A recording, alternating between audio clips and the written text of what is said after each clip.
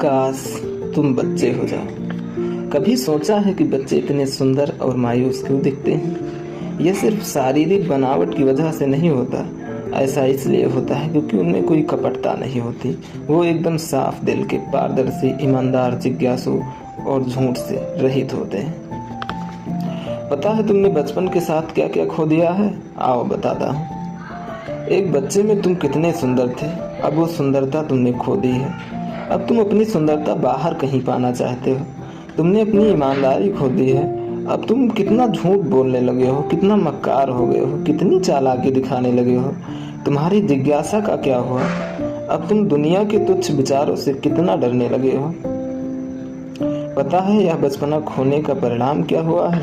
आओ बात करते हैं। कभी तुमने अपना चेहरा देखा, खुद का अवलोकन किया है? कितना भद्दे हो गए हो। अब तुम कितने दुख, पीड़ा और व्यर्थ के बोझ में बंधे रहते हो।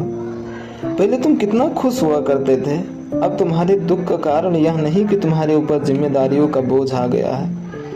देखो तुम व्यर्थ के बातों में फंसकर कितना डरने लगे हो। बेइज्जती का डर, दुनिया क्या कहेगी इस बात का डर। देखो तुमने दुनिया के डर से अपने साथ कितना बड़ा धोखा कर लिया है।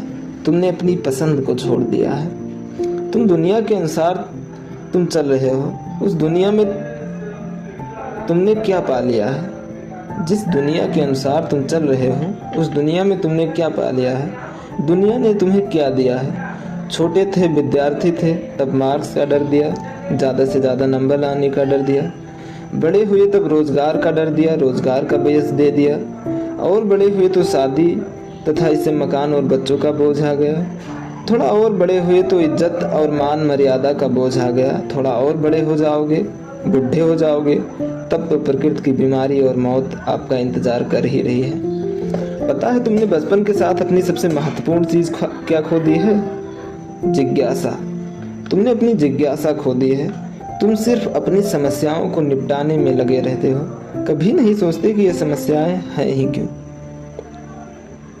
पता है बच्चों को भगवान का रूप क्यों कहते हैं? आओ देखते हैं। क्योंकि वो निष्कपट होते हैं, वो प्रेम करने योग्य होते हैं, उनमें डर नहीं होता, उनकी चेतना अधिक जागृत होती है। देखो तुम बच्चों को ध्यान से देखो, सोते हुए देखो या फिर खेलते हुए देखो, वो कितने जागृत महसूस होते हैं। उनकी आंखों को देखो। गीता और शास्त्रों में हम जिस निष्काम कर्मियों की बात करते हैं वह निष्काम कर्म हर बच्चे का होता है। वह कोई भी कर्म करता है, खेलता है, दौड़ता है, खाता है, पीता है, स्कूल जाता है, उससे उसको किसी भी फल की आकांक्षा नहीं होती है। इस प्रकार वह कर्मों के संस्कारों में बंधने से बच जाता है। लेकिन दुखद है कि आजकल के बच्चे छोटी उम्र से ही संस्कारी होने लगते हैं और संसार की कपटता उनमें भर दी जाती है। काश तुम बच्चे हो जाओ। ये तुम बच्चे हो जाओ तो तुम्हारी जिंदगी स्वतः सहज हो जाएगी। तुम बच्चों की तरह कर्म तो करोगे लेकिन उनसे तुम्हारी आसक्ति ना होगी। इस तरह तुम अपने आप फल के बोझ से हल्के हो जाओगे।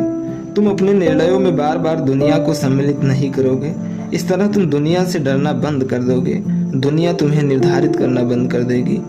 तुमने दुश्मनी व झूठ ना होगा। इस तरह तुम उनके बोझ से मुक्त हो जाओगे और अंततः तुम प्रेम के काबिल हो।